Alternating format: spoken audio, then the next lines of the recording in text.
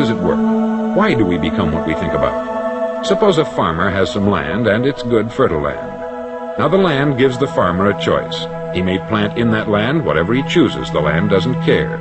It's up to the farmer to make the decision. Now remember, we're comparing the human mind with the land, because the mind, like the land, doesn't care what you plant in it. It will return what you plant, but it doesn't care what you plant. Now let's say that the farmer has two seeds in his hand. One is a seed of corn, the other is nightshade, a deadly poison. He digs two little holes in the earth and he plants both seeds, one corn, the other nightshade. He covers up the holes, waters, and takes care of the land, and what will happen? Invariably, the land will return what is planted. So up come the two plants, one corn, one poison. Now the human mind is far more fertile, far more incredible and mysterious than the land, but it works the same way.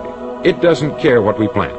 Success, failure, a concrete worthwhile goal, or confusion, misunderstanding, fear, anxiety, and so on. But what we plant, it will return to us. You see, the human mind is the last great unexplored continent on the earth. It contains riches beyond our wildest dreams.